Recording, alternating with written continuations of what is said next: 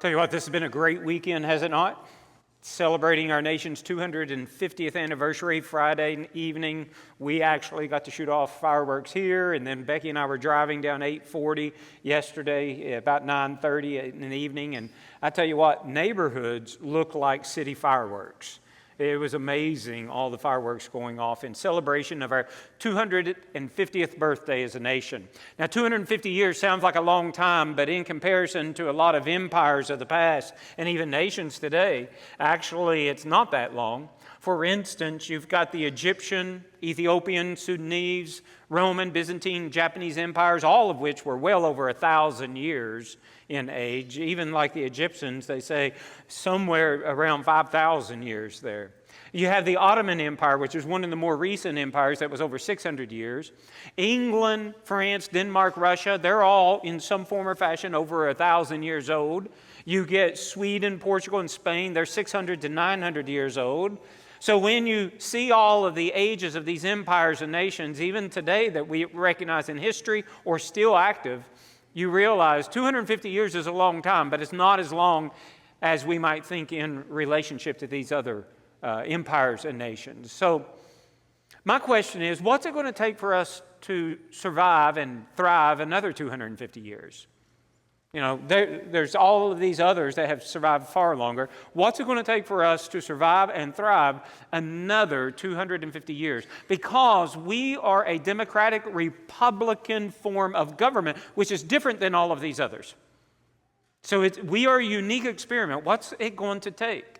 Now, our founding fathers said that if we were going to survive and thrive, it was going to take a moral and religious and righteous people. And that's what we see from some of our founding fathers 250 years ago. John Adams said, our Constitution was made only for a moral and religious people. Our Constitution, is wholly inadequate to government of any other. In other words, if you've got an immoral and corrupt people, our Constitution doesn't work. Why? Because the immoral people will understand we can give ourselves all of the resources from the state treasury, so to speak. Even Thomas Paine said once they figure out that they can rob their own treasury, then this experiment will be done. You have George Washington said, of all of the dispositions and habits which lead to political prosperity, religion and morality are indispensable supports. James Madison said, to suppose that any form of government will secure liberty or happiness without virtue in the people is a chimerical idea. Now, chimerical, we don't use that all the time. It just means a really bad idea. Samuel Adams said, neither the wisest constitution nor the wisest laws will secure the liberty and happiness of a people whose manners are universally corrupt. Do you understand what these founding fathers 250 years ago said? If our culture becomes so corrupt that all we are doing is living for ourselves in any form of immorality possible, then this experiment in democratic republican form of government will fail. Now, we've made 250 years as a nation, and we celebrate that this weekend. But I am a little concerned for another 250 years of this nation, because I am not sure that we are the moral, religious, righteous people that our founders were. Now, our founders didn't do everything perfectly, because you can just look at slavery and realize there have always been struggles. But we had a government that could correct the sinfulness of slavery and other things as well. But I'm not sure when we turn the television on and watch what our media is producing, that we are a moral and righteous people. I'm not sure when we listen to the bantering of our politicians and the foul-mouthed vulgarity that's coming out of them today, unlike when I was younger, I'm not sure we are the moral and righteous people as a whole that we once were. And our own founding father said 250 years ago, if we ever lose morality, we lose our faith in Christ, we lose striving to be righteous, we will lose our nation. And what that means is that the only way we're going to make 250 more years, unless the Lord comes back before then, the only way we make that is if we have a great revival in Jesus Christ. And I think that's what we've got to be praying for as God's people. But even beyond just praying for a revival, we need to understand that as God's people, we need to be choosing godly leaders. And that's not just in federal, national elections. That's not just state elections for governor and, state representatives. I'm not just talking about city councilmen and mayors. I'm talking about all the way down to our civic organizations, to the administrators of the ball fields and the schools. And I'm talking about that we just simply are living in our homes as righteous, moral, and godly people. Because in our homes, we're raising the next generation of leaders. And that's what it's going to take for us to survive 250 years. Now, I know lots of times we read the Bible and we think, oh, this is all about pie in the sky, by and by, someday in heaven. And the Bible does teach us so many things about eternity future. But the Bible also speaks very eminently and practically about how we are to live as God's people in this fallen world. And that relates to our politics as well. In Ecclesiastes chapter 8, a few weeks ago, we looked at how we as God's people are to live in relationship to government. And we know we've got a very special form of government that the world has never known until now. But in chapter 10 that we're going to look at today, we are seeing God's word speak to us about the kind of leaders, actually in chapter 10, the kind of leaders you don't want in your government, kind of leaders you don't want in your organizations, and we don't want in our church. Because I think what we see here, I had a professor once that said, if you want to learn about what you believe, then you need to study closely what people who disagree with you believe, and that will bring clarity to what you truly believe. Or I've heard people say, you learn more from your mistakes than from your successes. And that's what chapter 10 is. We are seeing the example of horrible leadership in order to gain clarity on what real godly leadership looks like. And I think on this weekend of all weekends, it is great for us as God's people to understand the kind of leaders we need to be voting for, the kind of leaders we need to be in our own community and in our own homes. Are you all good with me on this trip we're going to take today? All right, so we're going to look today at the leader's ways, words, and wake. So let's first, in Ecclesiastes chapter 10, consider a leader's ways. Because the way a leader or a potential leader or candidate lives their life is going to be reflective of the way they lead the people. And if you've got someone living an immoral life, you're going to have an immoral leader. If you've got someone living a moral life, more than likely you're going to have a moral leader. So the way people live their lives are important. Now what Solomon does is he describes through Proverbs 4 different ways that you can have bad people who are going to be bad leaders. And that's what we're going to look at. 4 bad ways that people live their lives that we need to avoid. Number 1, foolish ways ruin a leader's reputation. Look at verse 1, chapter 10. It says, dead flies putrefy the perfumer's ointment and cause it to give off a foul odor. So does a little folly to one respected for wisdom and honor. Now, what you see in chapter 10 are a bunch of real quick proverbs, but they all pertain to certain issues.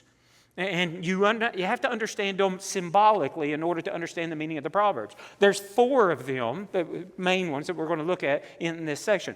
Here, notice what we're talking about is a person who's respected for wisdom and honor. Now, you want somebody like that, right, as a leader. But notice the imagery is that you've got the perfumer's ointment. Now, that is talking about the reputation of respect and wisdom and honor. That's like perfume. It's sweet smelling. But if you have a fly or two to get stuck in the ointment and they start rotting and producing a foul smell, then that ointment is ruined.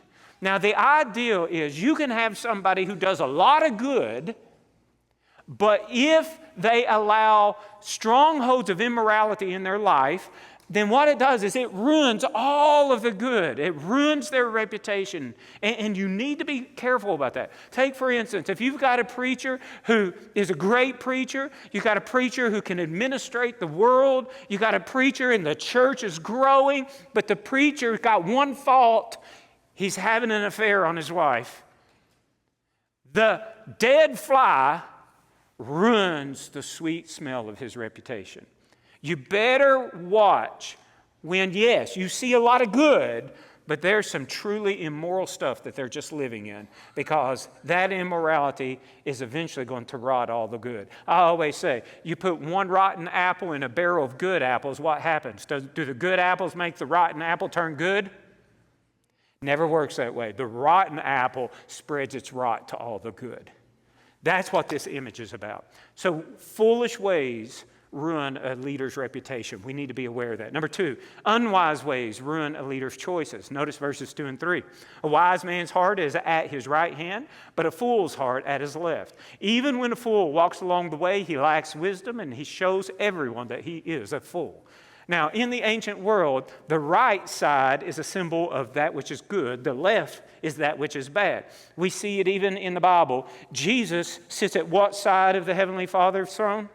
He sits on the right-hand side. We see in judgment one day in the future, all of God's people will be on what side? They'll be on the right side. All of God's enemies will be cast to the left. So we see this ancient imagery. The right hand is the wise man's heart. That's good. That's what we should strive to be and select. The left hand is the fool's heart. And notice in verse 3, he goes on and he says, look, when you've got a fool who is walking along the way. Now, it doesn't mean he's drunk and he's stumbling, though it could be. He's talking about walking along the way, is walking through his life, that he does things, his way lacks wisdom, and he shows everyone that he's a fool. Now, what that is telling God's people is that when you see somebody's lifestyle and it is immoral, ungodly, vulgar, don't think he's going to transform all of a sudden when you put him in a leadership position. He's going to lead in ungodly, immoral, perverted kinds of ways. It's just simple biblical reasoning.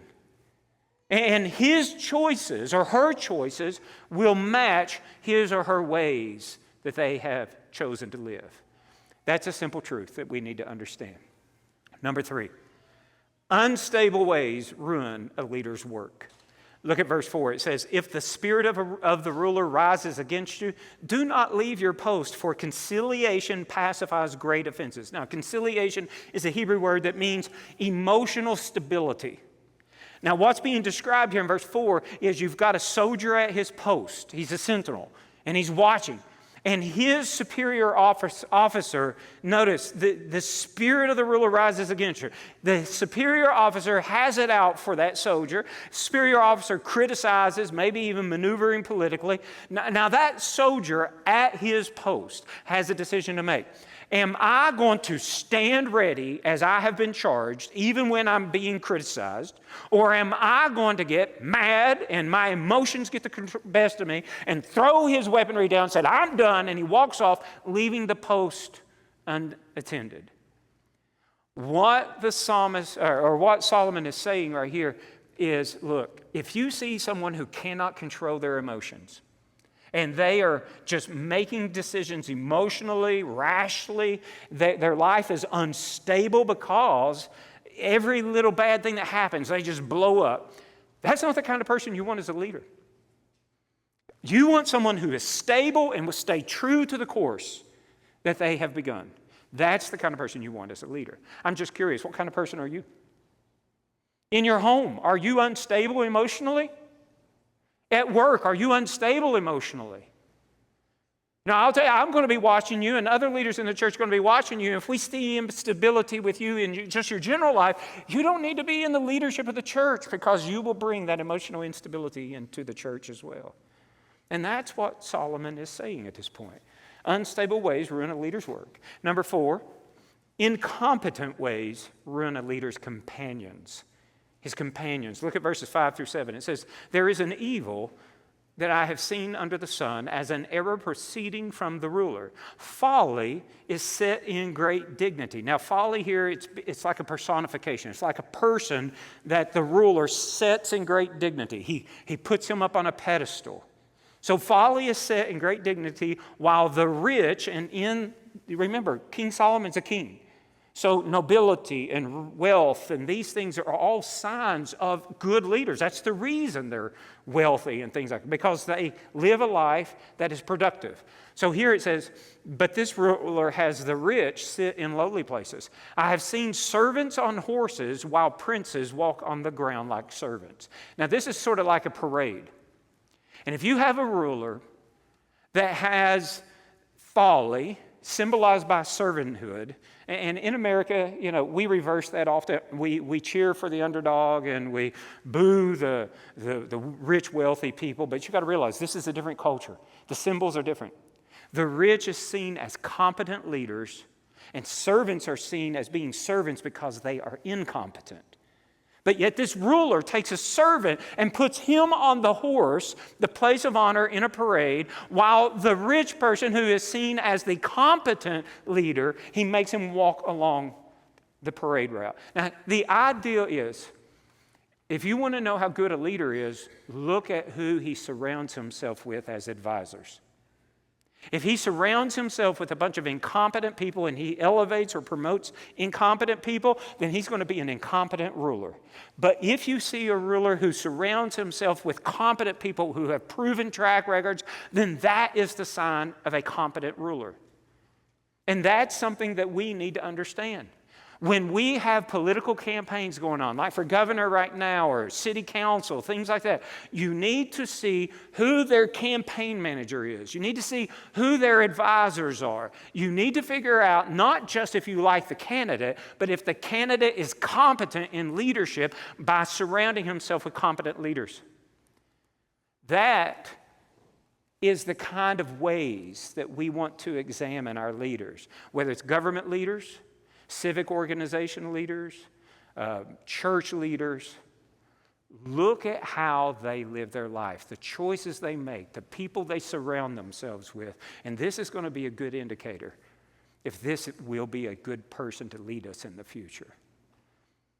Now you say, well, what about our two-party political system where you've got the Democrats and the Republicans? Now, you got the independents and you got the Green and all that, but they're not going to win a presidency.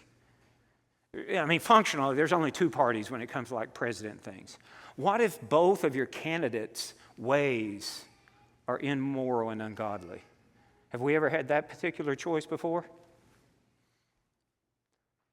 What if they're both ungodly and you can't judge by their ways? Well, then you got to go to the next step, and that's, well, then what words are they speaking?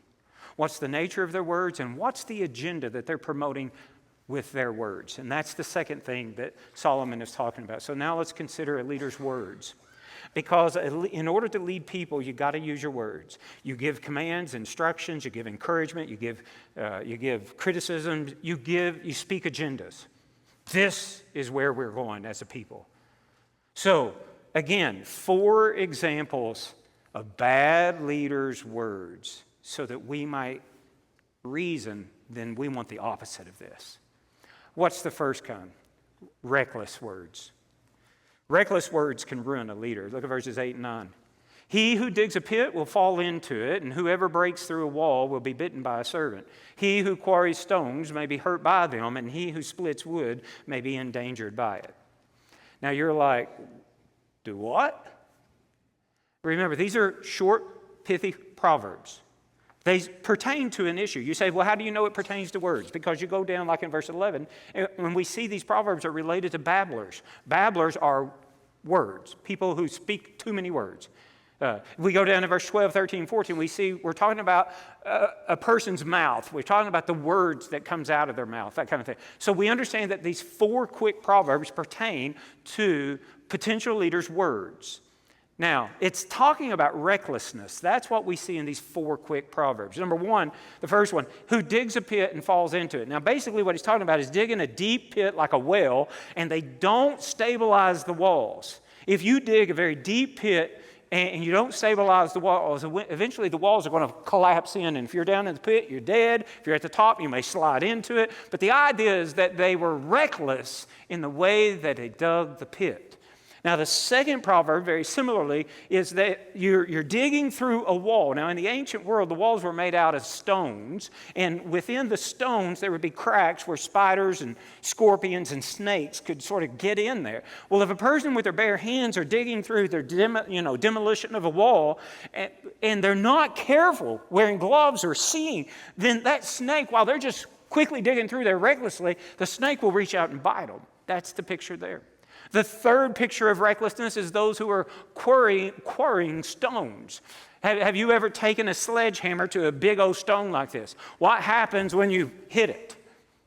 You have chips flying off everywhere. And one place chips like to fly is in your eyes.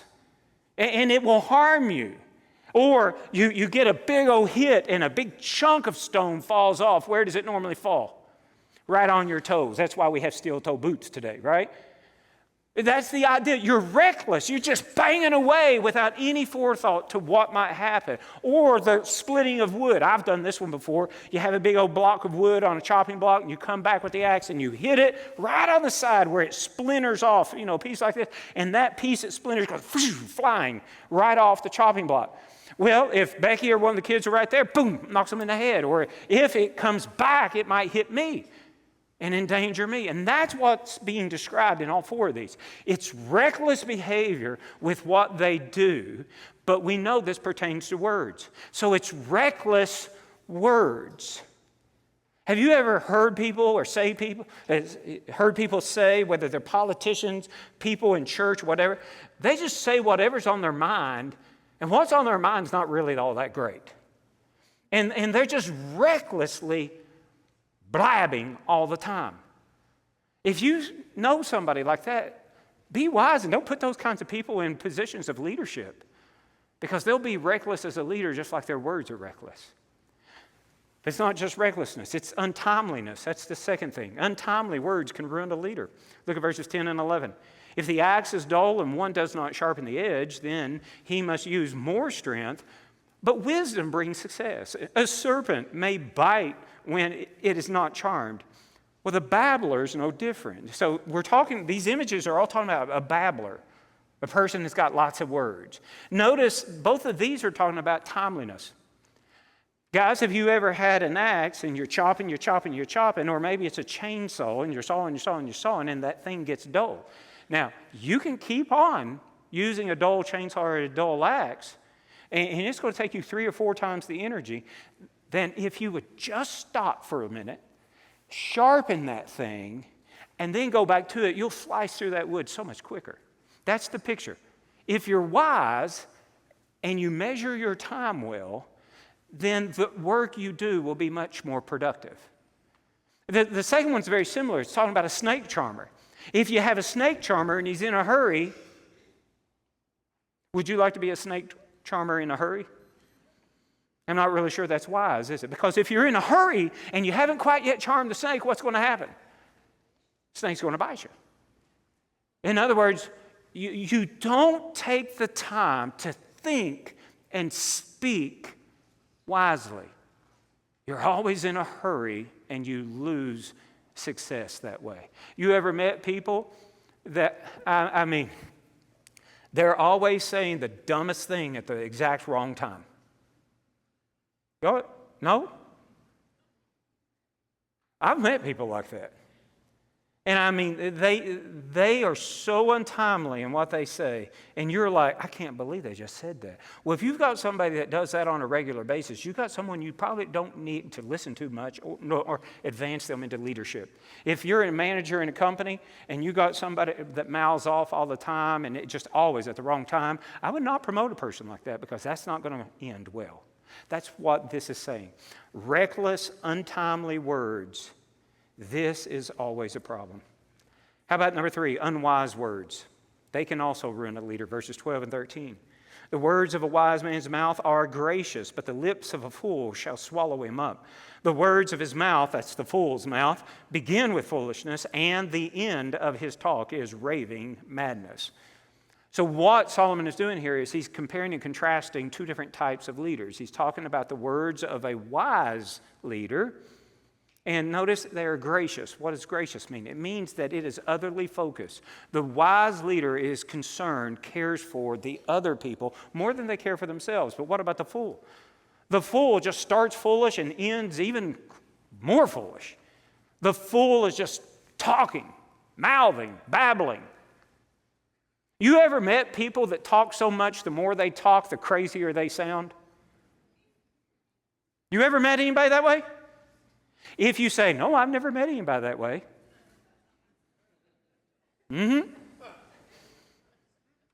Yeah. Because there are unwise people who just run their mouth. They think they're the smartest person in the room, but everybody around is like, you cringe when they say the kind of things they say. If you know these people, do not promote these people in your lives, in your businesses, in the church. Don't vote for these kinds of people for elections, because these are fools. And you can see it in their reckless, untimely, unwise words. And very closely associated with that is the fourth thing. Too many words. Too many words can ruin a leader. Verses 14 and 15.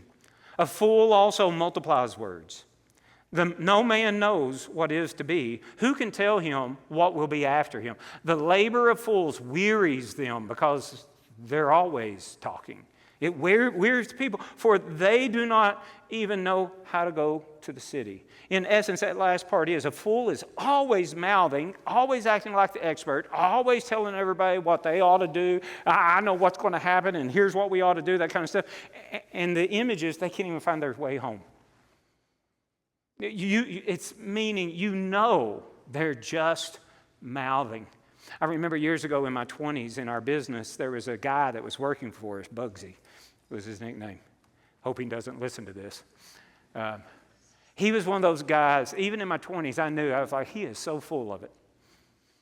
And I tested him one day on a Saturday. I would start a subject knowing that he would take over that subject matter. When he was done telling me his story about that, I would start another subject. I didn't even know what subjects, I had no idea what the subject meant because I was just testing him. He always had a story that exceeded everyone else's story on every subject that I brought up. And from that experience, that testing, I realized he's an idiot.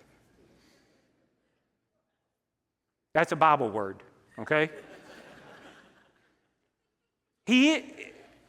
You met the people, the more they talk, the crazier they sound, and they just keep on talking more and more and more. And they think everybody wants to hear them. Not too long ago, I was having a conversation with somebody, and they said, oh, my family loves it when I share all my thoughts with them. And I was not a fool. I did not tell the person what was thinking in my head. Because a fool always blurts everything they think. But I did think, I bet your family doesn't love your opinions about them nearly as much as you think they do. That's a fool who thinks they're the smartest person in the room, and they are always trying to prove it, talking about everything. They don't even know squat about it. And what happens when you do that, when you actually do know something about an issue, nobody's even paying attention to you because your words have been foolish so many times before. Solomon is saying, look, listen closely to the words that people you're considering listening to speak. Look closely at the ways that they live their lives. Look at their family. Their marriage is a wreck. Their kids are psychotic. Look at the way they're living, look at the words they're saying. And be wise in choosing it. And that leads to the third and final thing that we see Solomon talking about. Consider a leader's wake. Wake. Now, I know this is a term we don't use a whole lot. You're like, is he awake or is he asleep? No, that pertains to politicians recently. That's not the wake I'm talking about. I'm talking about not like a funeral wake, not if somebody is awake. I'm talking about the wake of a boat. You all know what I'm talking about there? When a boat cuts through the water, behind it you have all these waves. That's called a wake. And what we need to do is, if you're considering listening to somebody for advice, or you're considering putting somebody in a leadership role, then what you need to do is you need to see when they were in a leadership role in the past, how did it go? In their families, how is it working for them? Because the way they led in the past is probably a big indicator of how they're going to lead in the future if you allow them. So the wake, and Solomon gives us 3 things to consider about a person's wake. Number 1, a bad leader harms his own people. Verses 16 and 17. Woe to you, O land, when your king is a child and your princes feast in the morning. In contrast, he says, blessed are you, O land, when your king is the son of nobles and your princes feast at the proper time for strength and not for drunkenness. Now, what you got here again is contrasting. You've got an immature king, an immature leader, and what kind of actions does he and everybody he surrounds himself with?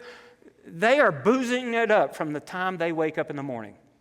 They are already partying. Everything's about themselves and what they can get out of life and the position and what it would give to them. Now, notice in contrast, you have a king who is the son of a noble. Remember, Solomon's a king from a monarchical point of view. This is a good leader. This person who's the son of a noble, his princes, they feast as well. They eat, but they do it at the proper time. And they do it in order to replenish their body's nutrients so that they can be strong. They don't do it so they can get drunk early in the morning all the way to the evening hours. That's what he's saying. And he's describing that when you have a leader who surrounds himself with other people and they do whatever they want to do, and you look at it and you're like, it's immoral, it's going to be judged someday, it's going to be punished by God someday. When you see this, you know this is an immature, childish kind of leader that I don't need to listen to. It's the one who's mature. So a bad leader harms the people in his wake. Just look at the people around them. Family, friends, co-workers. Look at the wake. But secondly, a bad leader harms his own property, verses 18 and 19. Because of laziness, the building decays, and through idleness of hands, the house leaks. A feast is made for laughter, and wine makes merry, but money answers everything. So now we're talking about not the people, but we're talking about the property that this person oversees. And notice, he's lazy, so what happens to the property? It falls apart. Somebody who has been in a city and the economy falls apart is not somebody to elevate to the national level because his economy is going to probably fall apart. It's just that simple. Same thing in church. If you have people filing for bankruptcy in the church, they're probably not fit to be on the finance team of the church. It's just simple logic, but it's biblical, godly logic. So what does a person who's lazy and everything they touch falls apart? What do they do? Notice verse 19. A feast is made for laughter. They're always partying, in other words. Wine makes merry. They're out of control of their wits, like a drunk man. But money answers everything. They think that money is all that matters, and you just throw enough money at something and it's going to solve all the problems. Over the past 75 years, we've had a lot of politicians who have fallen into the trap of just that. They're living immoral lives, and they think that you got enough money, you throw it at national, state, local problems, that those problems will disappear. What they ignore is the fact that money is not the answer. It is the moral, righteous, faith-oriented heart. That's where stability comes from. And if you find someone who can identify the problems and they just think more money, more money, more money, that's probably somebody you don't want in leadership. And then there's the very last thing. A bad leader harms his own person. Verse 20. Do not curse the king, even in your thought. Do not curse the rich, even in your bedroom. Remember, the king and the rich are symbols of good leaders, all right? For a bird of the air may carry your voice, and a bird in flight may tell the matter. Now, what does that proverb mean? Bird of the air, telling the matter. We have a colloquialism that's very similar. Somebody says, "How did you find out about me that way?" I'd say, "A little birdie told me." That's where that colloquialism comes from. And what it means is, if you're a fool and you see the king and you're like, I don't like the way the king's ruling things, and you're partying and you're getting drunk, you're going to have loose lips and you're going to tell everybody around you your opinions about those who are in authority over you, thinking they would never tell them. But what you don't understand is the nature of sin in all of us. If they see an opportunity to put you down and elevate themselves, they will be the little birdie that tells the authority what you said. And you're wondering, why do I never get the promotion? Have you been running your mouth? Maybe that's the reason. Why did I get fired? And I'm not saying it's always this way, but maybe you got fired because you were running your mouth and a little birdie told the boss. So you got to be careful. Live wisely. Let me tell you one more thing I told the previous group. If you don't like the way that I'm leading the congregation and the other pastors are leading with me and the church volunteer lay teams are leading, I don't like this, I don't like that, I don't like that. Let me suggest you keep it to yourself. Or come and talk to me directly. Because if you're talking to other church members around there and you're stirring up, trying to get your posse that's going to really put the preachers in their place and things, some of those people you're talking to is probably going to be little birdies. And I'll tell you, if any of you are divisive and you are just a troublemaker, I will do everything within my power that you never sit on a committee in this church. You are never a director of anything. And it is my God responsibility. He holds me accountable how this church functions. And that means I have to keep divisive people out of leadership roles. That is eminently practical biblical truth. And it works all the way down even to our churches and our homes. So in this 250th year that we're celebrating, we ask, what's it going to take for the United States to last another 250 years? I'm telling you, our culture's going to hell in the handbasket. You all know that phrase, right? The only thing that's going to help us, if the Lord doesn't return, make 250 more years, is if there's a revival. And that's going to start with us, God's people. We're going to have to pray for our leaders. And we're going to have to be selective in who we choose. And if we got two and neither one of them was worth their weight in salt, then we're just going to have to pick the best of the two. But we're going to have to raise up the next generation of leaders the way our forefathers knew they had to be if we're going to make it. So right now as we close, I want us to close in prayer for our nation, for our community, for our church, for your homes.